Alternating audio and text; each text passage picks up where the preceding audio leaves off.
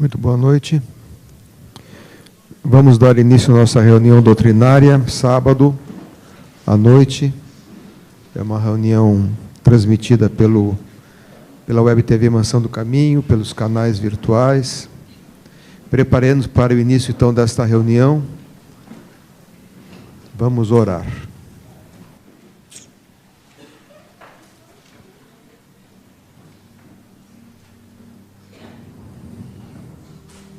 Senhor e Mestre Jesus, nosso amado amigo, apresentamo-nos, Senhor, diante do trabalho que nos delegastes, todos nós reunidos, para que possamos sintonizar contigo, através das palavras do nosso irmão, orientando os nossos pensamentos, para o bem, para a paz, para o amor.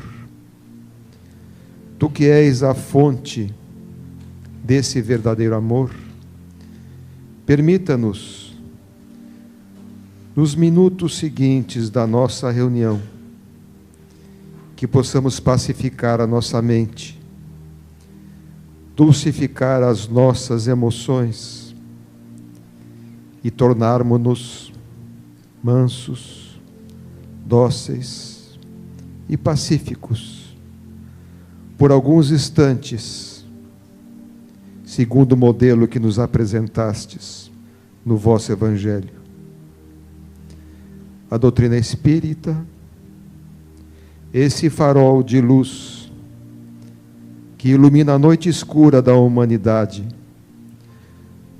nos propicia condições de estabelecermos o raciocínio lógico, criando a esperança dos dias melhores.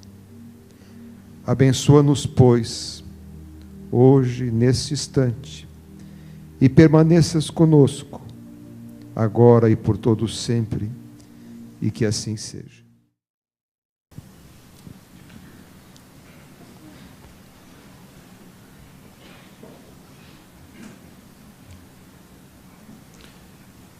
Senhoras, senhores, queridas irmãs, queridos irmãos espíritas, aqueles que nos acompanham pela Web TV Mansão do Caminho, nossos votos de muita paz. Desde a abertura das Olimpíadas, que encerram amanhã, tivemos uma questão em nossa mente, provocando interrogação. Abordamos aqui rapidamente. Foi a respeito da abertura deste magnífico desempenho esportivo do mundo. Afinal, as Olimpíadas têm a sua origem na Grécia, conforme aqueles que nos interessamos pela literatura sabemos. Ela vem pelo resultado de uma batalha exitosa entre os atenienses e os espartanos, quando um soldado corre para levar notícia ao seu rei a respeito da vitória. A partir daí, mais ou menos 7 séculos antes de Jesus, os gregos começaram a celebrar, entre as artes que faziam parte da estrutura educacional dos atenienses, aquela jornada, aquela viagem extraordinária que teve lugar em Olímpia, uma das grandes cidades da Grécia, no seu apogeu. Mais tarde, essa experiência também se repetirá através de outras batalhas, quando homens bem dotados de estrutura física fazem parte das batalhas em terrenos longínquos e vão levar as boas notícias aos vitoriosos que ficaram em casa da família, na defesa do patrimônio do lar e das pessoas. Com o tempo, foram acrescentando esportes. A princípio, eram natação, esgrima, cavalaria e correria, etc. Hoje é um número muito grande. E à medida que a civilização e a cultura vão ampliando, esse movimento que esteve suspenso durante a Primeira e a Segunda Guerra Mundial vai adaptando e atualizando. Cada vez nós temos ginastas mais notáveis e desempenho mais audaciosos na área dos desportos.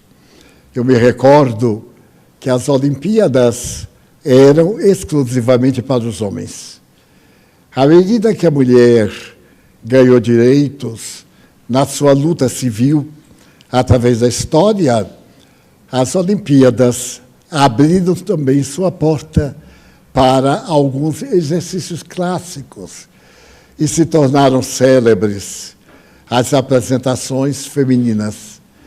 Nesse sentido, no século passado, várias meninas, principalmente russas, ascenderam ao pódio através de ginásticas artísticas impossíveis de ser compreendidas e de se considerar possíveis.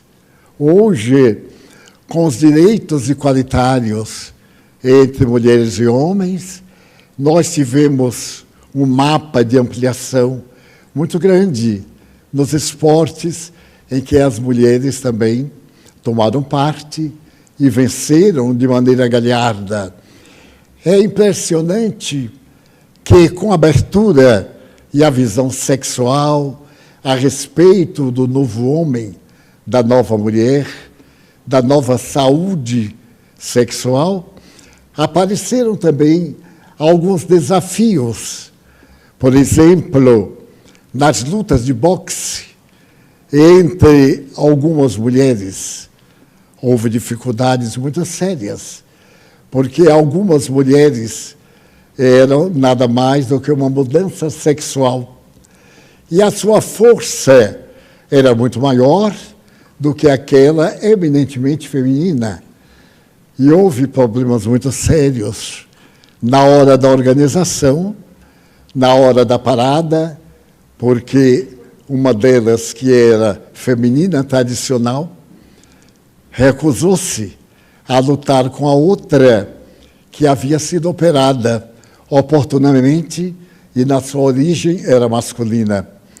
Mas é a necessidade natural do progresso. Essa classificação, por certo, nas próximas Olimpíadas já estarão com outras, essa e novas, fazendo parte da estrutura da sociedade. No Estatuto das Olimpíadas, há duas cláusulas muito bem estabelecidas. Não pode haver disputa religiosa, porque ela é um esporte, não é um lugar de exibição de qualquer nacionalidade. E também há questões políticas. Essas questões são neutras, porque, do contrário, os países belicamente poderosos ganhariam e ela perderia a sua finalidade. E nós tivemos a ocasião de ver que a atual conjuntura elevou à administração das Olimpíadas um grupo de pessoas materialistas. E a abertura, que sempre foi muito bela, na sua neutralidade, nos imensos auditórios em que milhares de pessoas realizavam atividades neutras de uma beleza sideral, para mim e alguns bilhões de pessoas, a abertura das Olimpíadas desse ano foi nada mais, nada menos do que de natureza crítica e materialista. Nós vimos uma ironia à Santa Ceia, apresentando num paralelo de atualidade com os jogos do interesse, a droga, o vício, o sexo pervertido, as paixões, e um apelo sórdido contra o cristianismo. No fim do século passado, mais ou menos da metade para cá, tem havido uma campanha do materialismo marxista, propriamente dito, contra o judaísmo e o cristianismo. Exatamente porque a pregação de Jesus vai contra a violência do marxismo, que estabelece uma campanha de igualdade de direitos econômicos, sociais e humanos para todas as criaturas. E tem sido impossível igualitar as pessoas do mundo. A primeira experiência começou em 1918, com a Revolução Bolchevique em Moscou, quando foi derrubada a administração do Tsar Nicolau II. Ele e a família foram assassinados covardemente no interior da Rússia e instaurado o regime socialista na Rússia e nos países que foram criados depois da Segunda Guerra Mundial.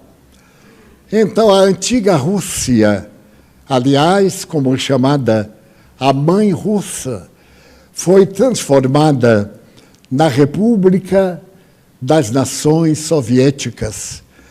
E mais de 15 países tomavam parte na poderosa República Socialista, que veio a desaparecer logo depois que foi derrubado o Muro de Berlim, depois da Segunda Guerra Mundial. O comunismo deixou de ser oficial da Rússia, passou a ser uma filosofia governamental. E nós, que vivemos ainda os anos do século passado, vimos os espetáculos de atrevimento, de vandalismo, de violência dos representantes da Rússia na ONU, por exemplo, quando o representante dos Estados Unidos, no grande salão, falava para o mundo e um socialista jogou-lhe um sapato. E daí começou a anarquia na ONU. A ONU, que devia ser um país neutro, uma organização mundial de Nova York, para atender ao direito de todas as nações, lentamente foi ficando politizado. E hoje a ONU não tem mais a mesma grandiosidade moral para a qual foi criada em 1947. Talvez muita gente não saiba que o primeiro secretário da Organização das Nações Unidas foi um brasileiro. Foi o diplomata Oswaldo Aranha, quem criou Israel, naquele ano de 1947, quando surgiu uma entidade internacional para proteger todas as entidades do mundo.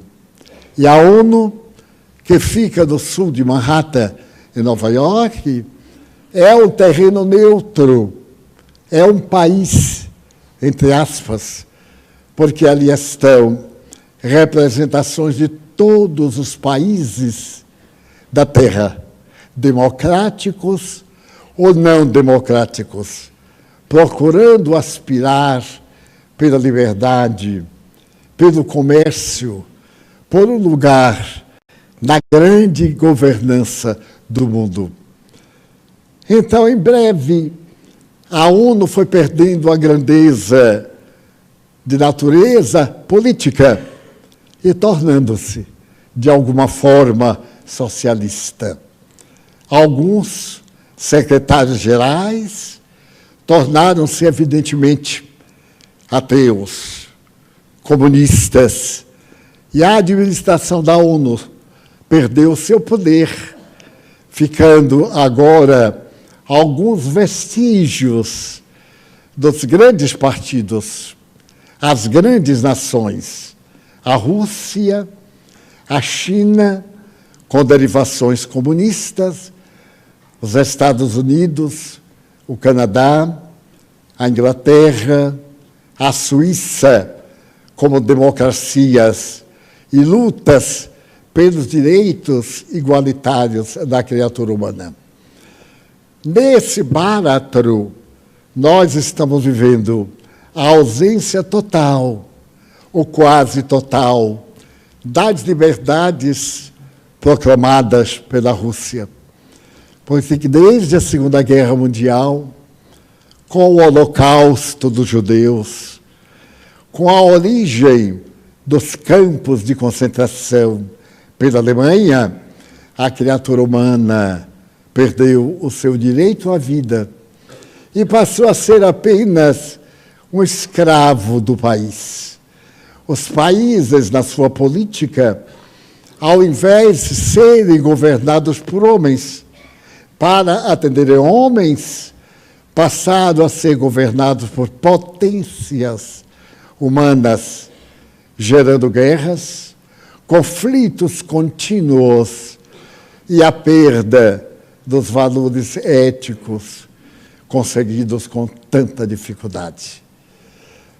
Mas durante a semana, desde que me dei conta do ato dos ateus governando as Olimpíadas, eles aí traíram o ideal regulamentar, combater uma religião, combatendo os seus religiosos, uma prostituta representando a divindade, a Santa Ceia, meretrizes, pederastas, deuses pagãos em uma bacanal.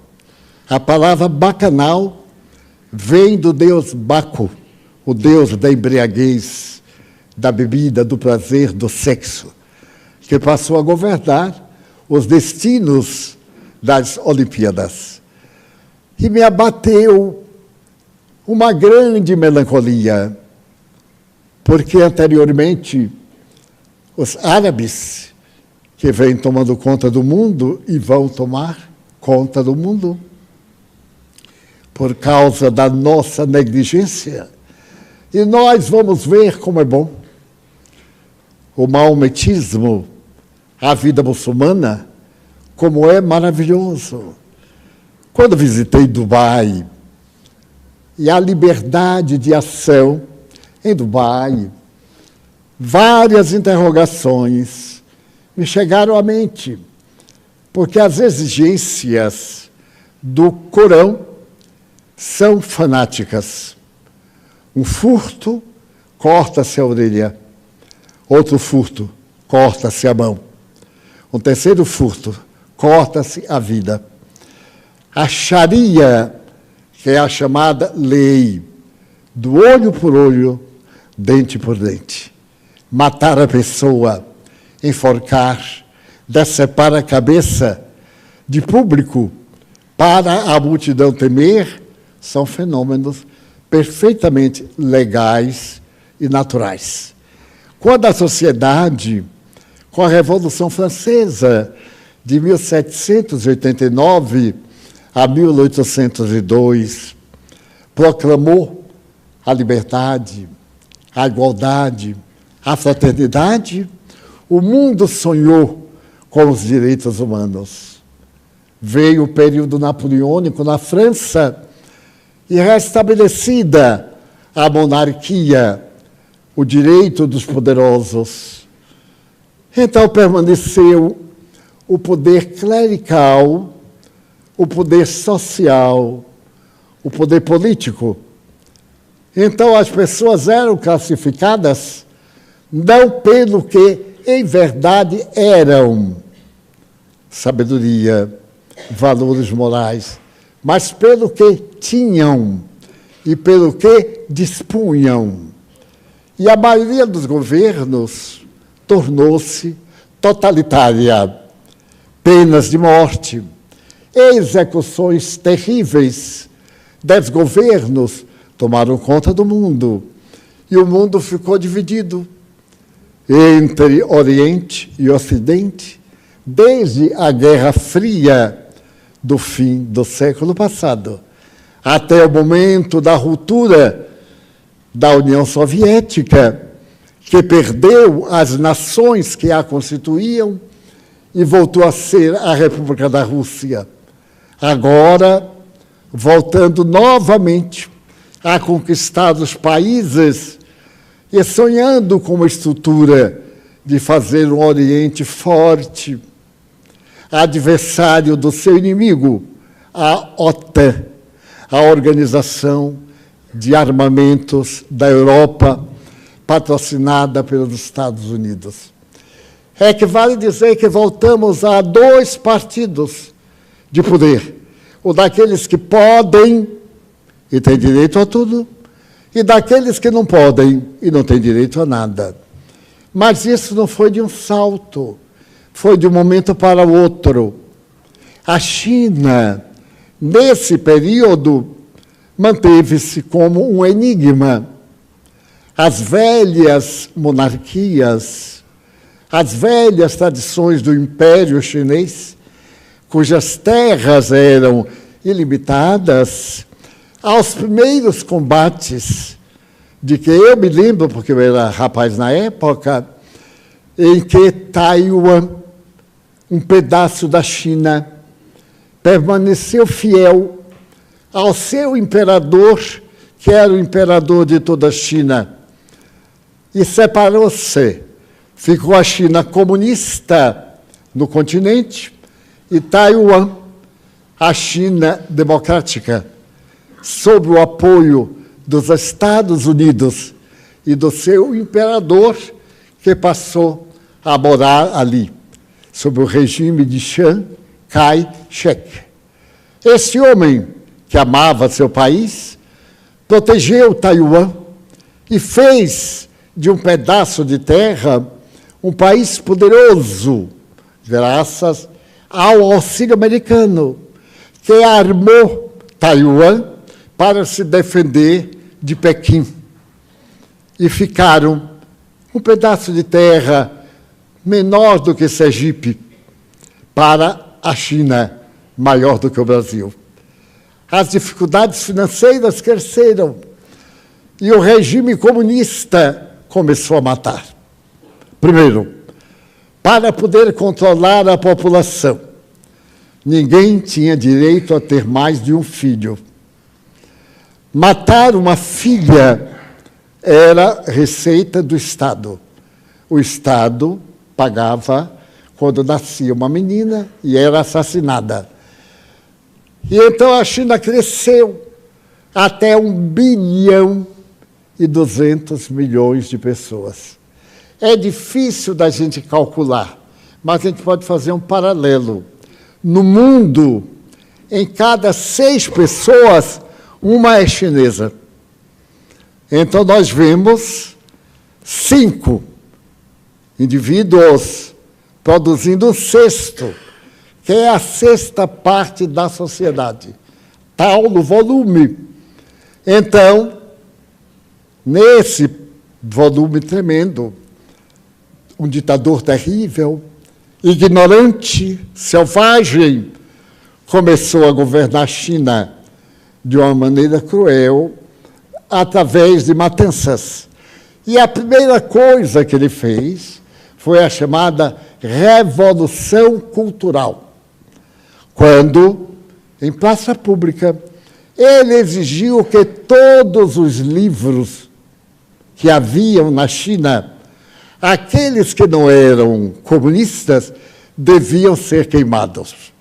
O chinês somente lia obra de orientação socialista. E o mundo ficou estarrecido diante da aberração. O regime fechou as portas de comunicação com o mundo, porque o que mais perturba a ditadura é o direito de liberdade.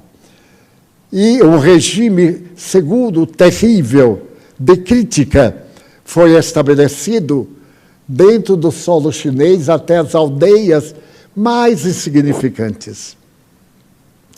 Havia uma tradição chinesa que a China jamais seria governada por outro povo. Porque, sendo um povo que domina mais de metade da Ásia, todo conquistador da China seria conquistado pela China. Isto é, era um país que já tinha tanta gente que todo mundo tinha a sua forma de viver e não trabalhava noutra coisa. Era a forma doméstica, a indústria familiar. As pessoas, os conquistadores, chegavam e botavam a pessoa para trabalhar, ela não ia, mas em casa ela trabalhava, na sua indústria doméstica.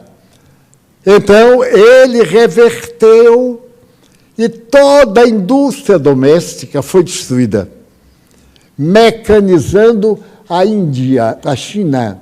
E, em breve, a China se tornou uma das 5 maiores potências do mundo.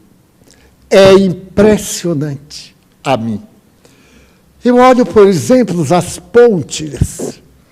São de uma grandeza nos altos picos das montanhas e tornaram os chineses os maiores engenheiros de pontes, com alturas e lastro, sem nenhuma coluna de sustentação, incomparáveis. Eles conseguiram fazer pontes entre as cordilheiras, colocando a proximidade dos países, das cidades que viviam perdidas nas montanhas imensas de toda a Ásia. E, de repente, a China começou a competir com a sociedade através da escravidão do seu povo. Na China, não tem feriados. Nenhum.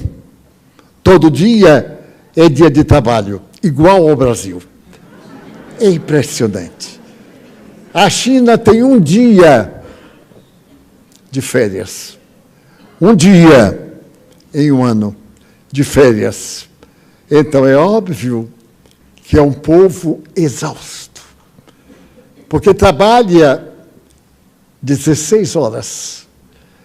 E aqui no Brasil se trabalha algumas poucas horas quando se trabalha. Então, a diferença de potência é tremenda. E o país foi expandindo para o mundo a cultura chinesa do trabalho. O governo pegava tantos chineses e colocava na costa oeste dos Estados Unidos. A Califórnia, toda a Califórnia, aqueles países que estão da fronte das ilhas do Pacífico, do Havaí e das possessões japonesas. Então, o Japão, por sua vez, que perdeu a guerra, sob o apoio do vencedor, tornou-se a 6ª maior potência do mundo. E é um país de ilhas. O Japão todo é menor do que o estado da Bahia. E um palmo de terra é mais valioso do que um estado brasileiro inteiro. Por causa das disciplinas, do poder, E então, na China, o dia da independência é o dia da paz. E é o dia de repouso. Então, todo mundo vai visitar todo mundo, que se dá um desastre. Os transportes não conseguem, a cultura não aguenta, e aquele dia que deveria ser de repouso é o pior da China. O número de pessoas que morrem asfixiadas nos aeroportos, nos terminais de ônibus, nas estradas. Imaginem 1 bilhão de pessoas jogadas na rua. A gente aqui no Pau da Lima, apenas com 200 mil, nem é bilhão. Quando passa ali na gargantinha, é uma delícia aquilo acumulado. Menino, gato, cachorro, e cavalo, e gente. Nós moramos aqui há 50 anos. Eu nunca passei pelo Pau da Lima para ver dizer, está sempre entupido. Eu vivia preocupado com isso, que horas o povo dormia no Pau da Lima. Porque eu saía pegar avião 2 da madrugada, voltava 4 da madrugada, 5, as ruas sempre cheias, sempre com lixo. E lixo é bom porque é consumo. Só tem lixo porque se consome. E é um lugar assim de mais montanhas de lixo. É uma montanha, uma montanha, um montanhão. É uma delícia. Agora imaginem, 1 bilhão. Multipliquem 200 mil, ou dividam de 1 bilhão, e vejam quantos 200 mil necessitamos para fazer do Pau da Lima uma rua de Pequim, ou uma rua de qualquer cidade. O volume de gente é tal que, durante uma epidemia, o filho de Indira Gandhi, governando a Índia, que tinha naquele tempo 800 milhões de pessoas, disse que venha a guerra, nós não vamos criar hospitais. Não queremos que nenhum doente viva, que morram, porque se morrerem 300 milhões, não faz falta nenhuma. Nós temos 500 milhões. Imagine que raciocínio. Então, nós vamos cuidar de pessoas para que não adoeça e não gastar com quem está doente e que pode morrer, porque não faz falta. E, de fato, nós hoje estamos na Índia com 900 milhões. É mais gente do que areia na praia. Uma coisa impressionante. Então, esta é a sociedade que ainda não se encontrou a si mesma. Agora, de todos esses bilhões, havia, na metade do século XX, 1 bilhão e 100 milhões de cristãos, católicos, protestantes, espíritas, ortodoxos, apenas 1 bilhão, que se dava conta de ocidental e era cristã, mas era cristão como nós éramos.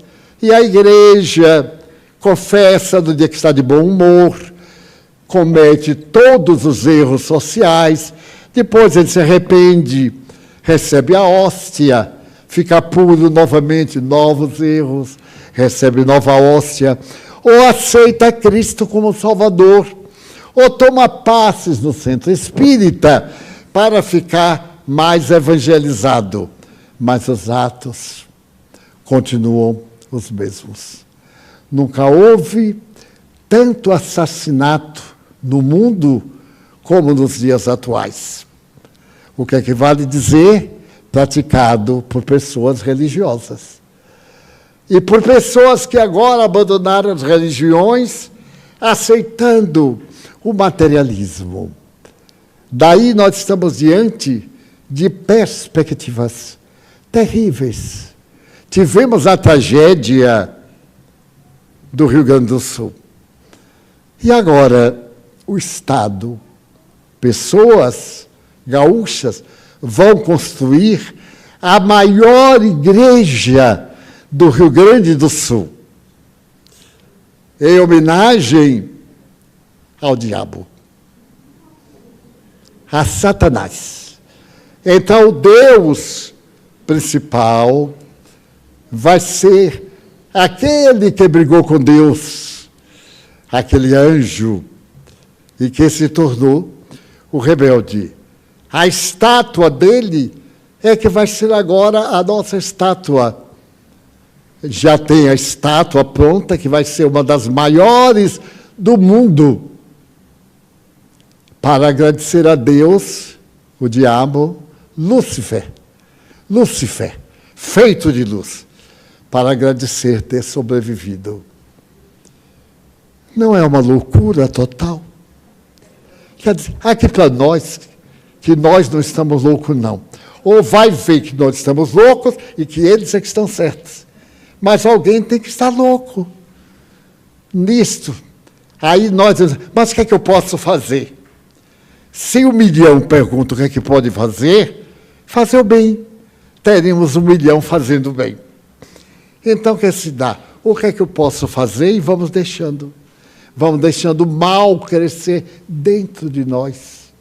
Vamos ficando duros, frios, indiferentes. As autoridades estão preocupadas em dividir o poder com outros infelizes poderosos. E nós, o povo em geral, sempre houve a miséria do povo, sempre. Até onde vá a nossa cultura de civilização, o poderoso, o médio, o miserável, sempre houve. Porque é do próprio sentido de evolução. O que é que o Espiritismo diz para isto? Diz que nunca poderemos ser iguais. Nunca poderemos ter os mesmos dinheiros, o mesmo emprego, a mesma posição. Por quê? Porque cada um é diferente do outro. Então, o que é bom para mim, possivelmente não é bom para outro. O que é cruel para este, para aquele, é motivo de progresso. Nós vemos a tragédia do Rio Grande do Sul. Vai a ajuda e surgem ladrões que roubam a ajuda. Então a gente para pensar. Como é? Há poucos dias, numa estrada Belo Horizonte-Rio, um caminhão virou e carregava bolachas, biscoitos. Então o povo que mora na estrada avançou, arrebentou o caminhão e roubou tudo. Então não é um povo, são chacais. O chacal vê o morto e vai comer, não interessa. E cada um carregando latas, caixas, alegres da vitória de ter roubado. Não interessa a indústria, que vai à falência. Aqueles que são os donos e que dão empregos, não interessa. O povo está com fome, mas como? Se o caminhão não tivesse virado, ninguém ia morrer de fome naquela noite. Mas virou. Os astutos. As pessoas estamos astutas. Perdemos esse equilíbrio.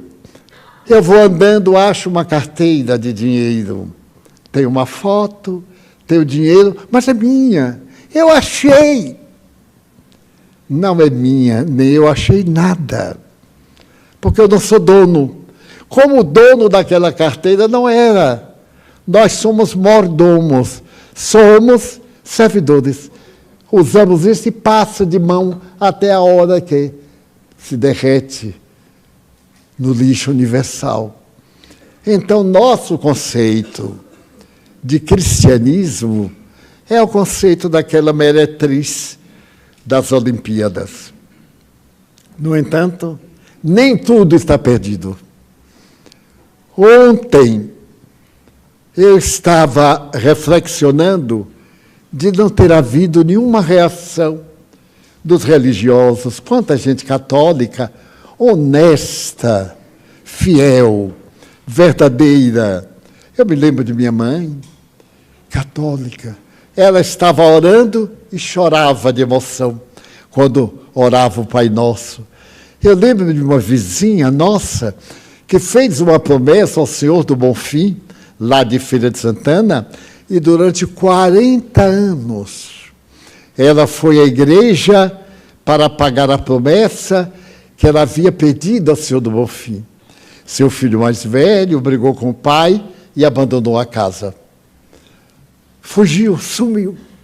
E ela prometeu ao Senhor do Bonfim que se ele trouxesse seu filho de volta, ela toda sexta-feira iria na igreja, que ficava num bairro afastado, acender uma vela. Era a promessa dela. Olha que coisa linda, ingênua, porque Deus não precisa de nossa vela.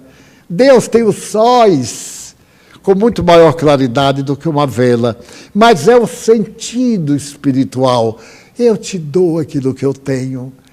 E tem pessoas que só têm uma vela, e outros nem isso têm. É a parábola da mulher pobre que botou dinheiro no gasofilácio, da viúva que botou apenas uma moeda. Era só o que ela possuía. Outros possuíam tesouros que colocou para Deus.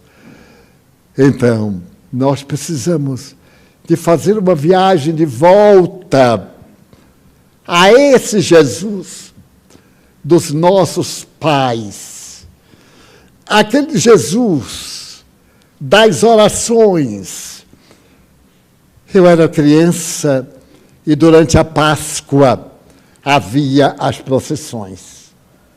E a procissão que mais me comovia era a procissão do encontro. Não sei se sabem o que é.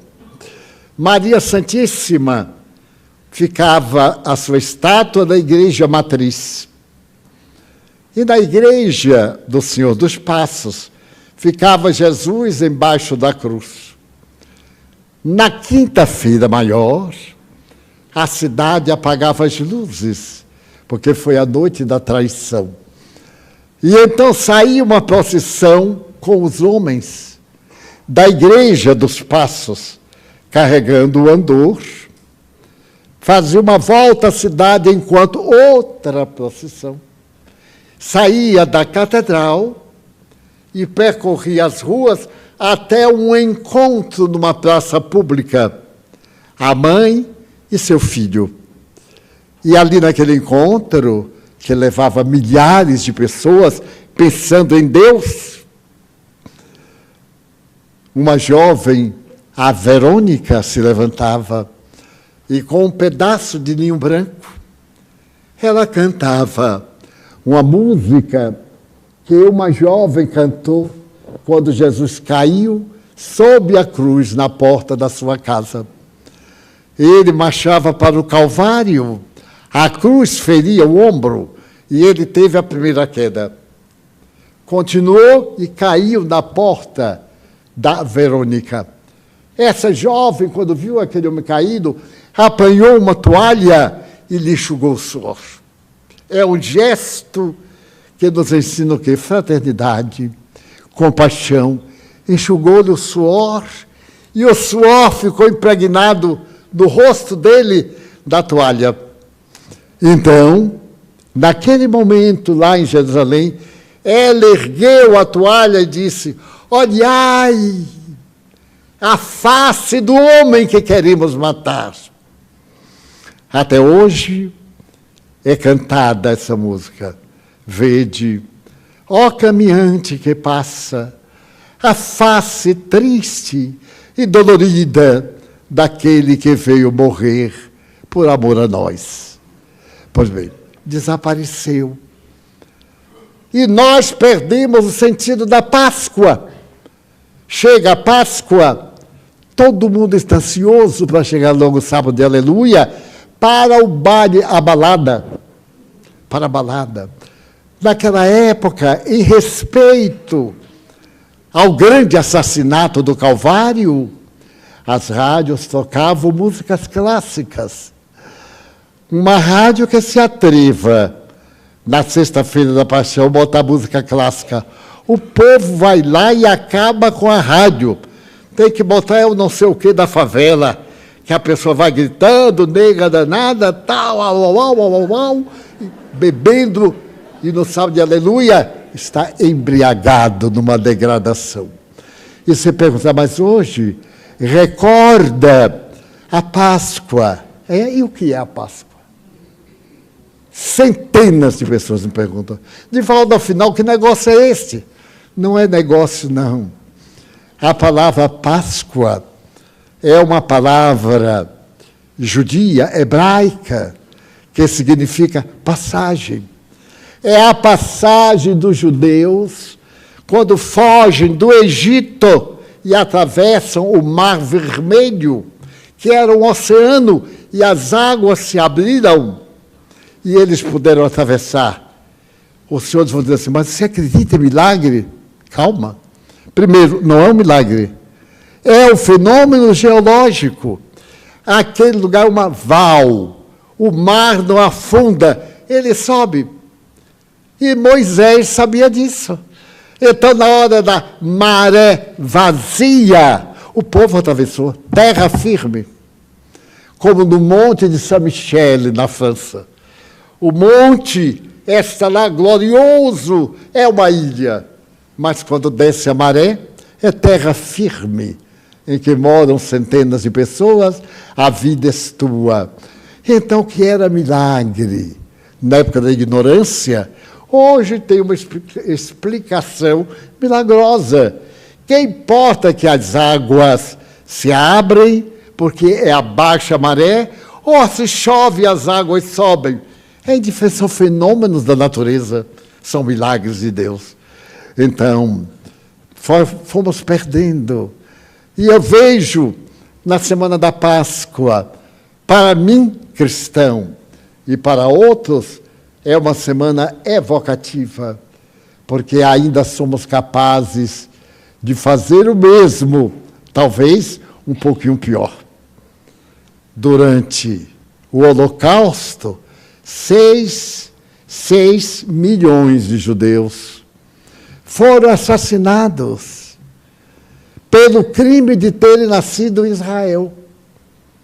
Não é por causa da crença, não. É porque nasceu em Judá, a terra de Judá, Israel. Então, é judeu, mata. Será crível. Outros dizem, não é muçulmano, mata. Quando o mestre, eu venho para que tenhais vida, e vida em abundância. Mas a minha imensa alegria ontem foi que a imprensa nossa publicou algo fantástico. Um senhor fez uma pesquisa e percebeu o dia das Olimpíadas foi o dia que as Olimpíadas perderam a grandeza, porque deixou de ser um movimento neutro para ser um movimento político. Estava, portanto, contra o seu regulamento. Perdeu em dignidade. Já não é mais um organismo neutro, é um organismo de esquerda. Mas, segundo, não representa a maioria das pessoas, representa um grupo de pessoas atormentadas. Porque pessoas que se desgastam, que fazem o sacrifício de cortar-se para que a dor seja maior do que a angústia. Será que é possível um jovem de 14 anos ter uma dor íntima que não sabe explicar, então ele se corta? É uma síndrome da atualidade. Para que essa dor apague a outra dor, ou então ele se mata. É um doente. Como a humanidade está precisando de compaixão. Mas nós, nada, esse maluco merece umas bofetadas. Não. Merece compaixão. Nosso filho, que nós criamos, beijamos. Ele agora vem e diz, eu quero dinheiro para a droga. Vende a televisão. Rouba as peças que a pessoa tem em casa. Vai para o crime. e se transforma no animal primitivo, e a gente olha e diz, é meu filho. Será que eu sou culpado? Mas como culpado, a gente fez o melhor.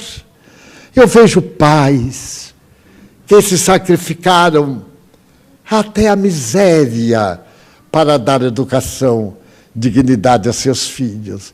Vejo filhas baterem na cara de sua mãe, porque elas querem se prostituir para ganhar dinheiro e usar drogas e sexo. E eu vejo os rostos das mães e me lembro da Mãe Santíssima, que é o nosso modelo.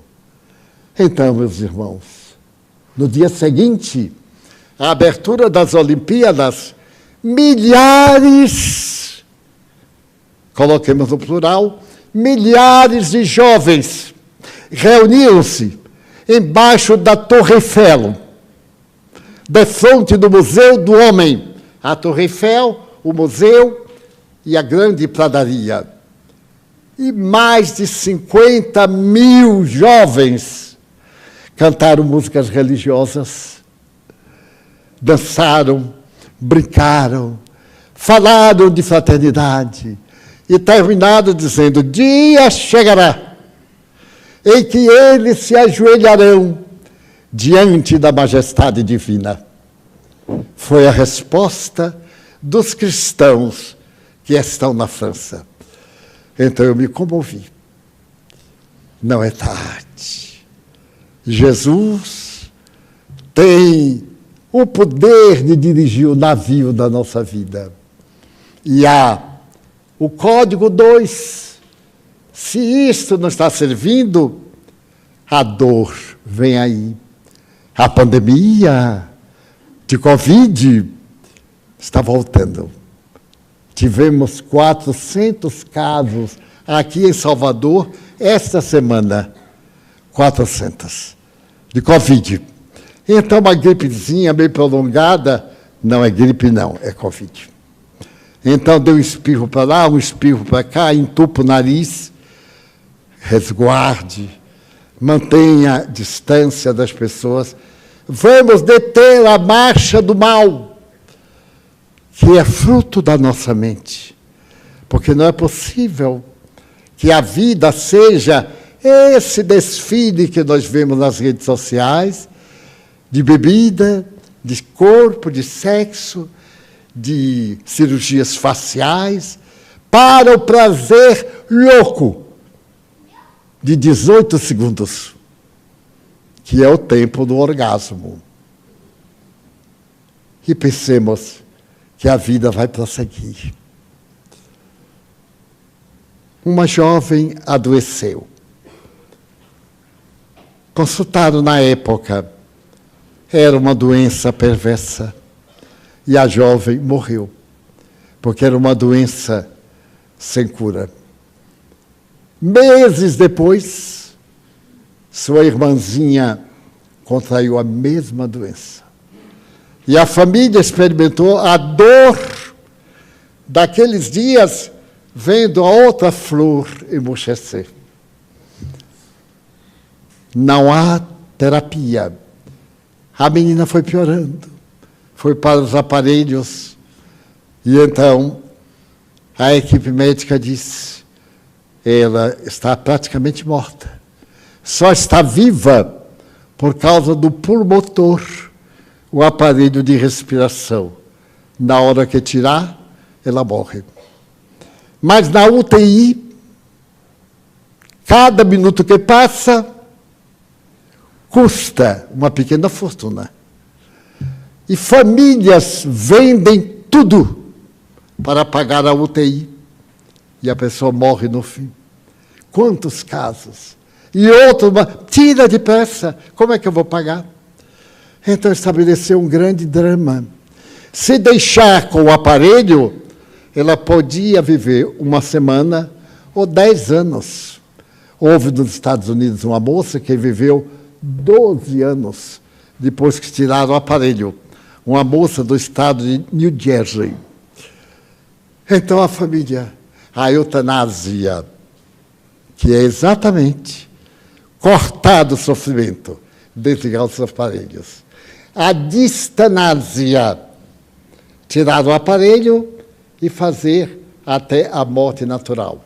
E assim por diante. E a família estava muito preocupada. E alguém me falou, eventualmente, que poderíamos fazer? Mas quem é que tem a coragem de dizer, desligue? Quem desligou, matou. Então, quem desligou, matou. Eutanásia. E a eutanásia é proibida, no Brasil, pelo menos. Eu, então, disse, meu Deus, se fosse minha filha, sempre há a ilusão na gente que amanhã vai estar melhor. Mas de hoje para amanhã, quanto cobra um hospital nessa parte? Nem sempre os programas ajudam, os seguros, muitos deles recusam. Eu comecei a orar, porque na minha mente eu vi a menina. Eu a conheci rapidamente, jovenzinha, cheia de sonhos, terna como uma bonequinha, seus pais ainda jovens, que passaram por um golpe e ainda não se refizeram, com outro golpe na mão. E então, logo depois, desligaram, no sentido ético, e ela teve a morte natural. E um parente escreveu assim, ela morreu como um anjo, suavemente, parou a respiração, e ela foi para o lugar melhor, sem dúvida. Ela é uma mártir, porque cumpriu a sua prova até o último instante. Sorriu naquele estado de morte cerebral, ela sorriu e morreu. Então a nossa vida será este fim? Não. A irmãzinha que a precedeu estava aguardando. A avó paterna, que cuidou dela quando era pequenina, estava aguardando. E as duas levaram-na para uma verdadeira mansão. Como disse Jesus, o reino de Deus, para que ela seja muito feliz e ajude os seus pais, seus familiares, e a humanidade, e aqueles que tiverem a doença, que ainda é uma doença incurável. Então, isso nos leva a mostrar como nós somos frágeis, muito frágeis. Eu tenho uma amiga que anteontem estava arrumando sua casa para uma festa amanhã, Dia dos Pais. E a sua irmã veio para ajudá-la. As duas foram limpar a sala de visita. E a dona da casa subiu à janela para limpar a parte superior das cortinas. Desceu e olhou para a irmã e disse, fulana, eu não estou bem. Caiu morta. Então a irmã olhou, deixe de brinquedo, morta. Então vamos nós aplicar isso em nós, se fosse conosco. Imaginemos uma pessoa que nós amamos e quer estar conversando e ela cai morta. Daí a vida merece mais respeito do que o materialismo está colocando. Abracemos a cruz do amor. Um pastor protestante polonês escreveu um livro chamado Perdão Total. E ele fala da nossa crença em Deus, de nos perdoarmos, de nos amarmos, de criarmos um novo cristianismo, de nos querermos bem, de acabarmos com as nossas picuinhas, as nossas implicâncias no lar, com o marido, o amante, o companheiro, com alguém, amor, tolerância. Mas há dias que a gente amanhece da pá virada. Já de manhã a gente não está bem. vá para o quarto, tranque a porta, desvire a pá. Ore o Pai Nosso. Em vez de sair catando briga, diga assim, nossa, não sou bem. Tranca a porta. Senta na caminha e diz assim, meu Deus, você que é todo poderoso, tenha compaixão de mim, que sou tão fraco. Me tire essa amargura. Me faça sorrir. Para minha mulher ou para meu marido. Nós tivemos aquela discussão horrorosa. Eu vou chegar lá e vou beijar a cabeça dele. Ou vou dar um tapinha no rosto e dizer assim, ei, velha, como vai? Vamos ganhar a vida. A vida é o que dela fazemos. E se alguém vier e disser, muito bem, se fosse eu, não fazia nada. Se fosse eu, ia correndo e pedia perdão. Bem, você ainda está zangado comigo, o que é isso? Esse negócio de ficar de mal é careca, não se usa mais não. Agora se coloca uma cabeleira falsa, linda, e todo mundo termina na risada. Eu já vi brigas homéricas. Para concluir, o casal entrou numa briga e foi a altercação dentro do quarto aumentando. Ele foi ficando roxo e ela foi ficando pálida. E sobre a cama tinha uma tesoura. E quando a coisa chegou a hora, ele deu-lhe uma bofetada, que é um ato de covardia, né? A pior covardia. Um homem batendo uma mulher ou batendo em qualquer pessoa. O mais forte batendo o mais fraco é covardia. Eu queria ver o mais fraco batendo o mais forte. Aí sim, de vez em quando dá uma bofetada naquele valentão e diz assim, venha, se você vier eu corro. E pronto. Resolve o problema. Então, ela correu e pegou a tesoura. Estava desvairada. Mas, com aquela precipitação, ela caiu sobre a cama e, ao pegar a tesoura, se feriu. Se feriu, ele viu sangue correndo e disse, minha filha, o que é que aconteceu? Meu Deus! Abraçou correndo. É o amor que nós nos deixamos envenenar. Mas o amor é Deus dentro de nós. Não deixemos que o ódio traga motivos para termos raiva, rancor e desejar praga. Eu não lhe rogo não, mas seu filho é de ver. Não. Diferente, e de ver banhado de luz. A doutrina de Jesus é isto. É para isto que viemos à Terra. Antes de vir para cá, eu estava orando e dizia assim, meu Senhor, o que é que o Senhor gostaria que eu falasse? E no meu coração, eu vi assim, que fales de Jesus. E que todos aqueles que chegaram preocupados, saiam sorrindo e cheios de vida, porque a vida é bela. E amanhã é o dia da vida, porque é o dia do Pai. Vamos orar.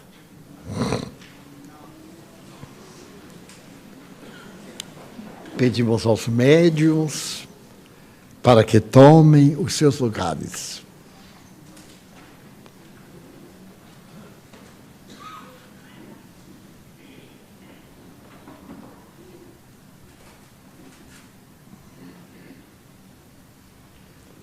Senhor, suplicamos tuas bênçãos para os companheiros que irão aplicar passes. Suplicamos a tua misericórdia para todos aqueles que navegam na existência carnal. Tem piedade da nossa família. E permite que os espíritos nobres visitem nossas casas, diminuam os choques entre nós e eles. Abençoa a cada um de nós que aqui está. Dá-nos tua paz, Senhor de bênçãos.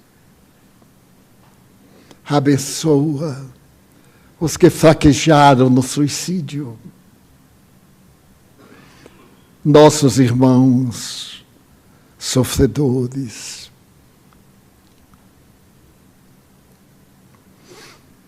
Nós te pedimos pelos espíritos infelizes, os que sofrem no além e despertaram inesperadamente. Ó Senhor, tem compaixão de nós. Que te pedimos pelos que fomentam o mal, por aqueles que não gostam de nós.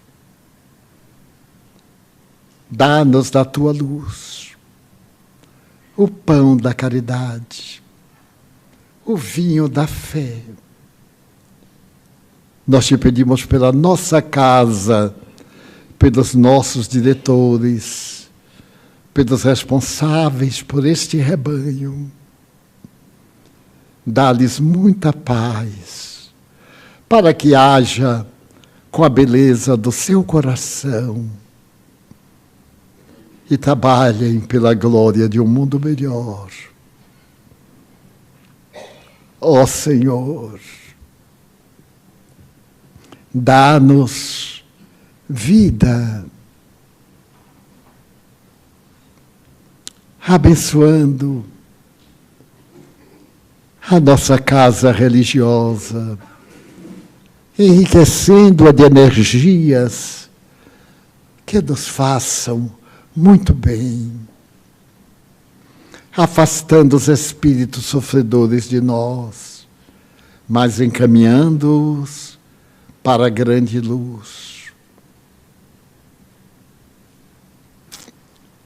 Em teu nome, Pai Celestial, em nome de Jesus, de Maria Santíssima e dos Espíritos bons, rogando que abençoes nossa água e dês paz ao Brasil, ao mundo, nós encerramos a nossa reunião, desejando alegria e bênçãos para todos.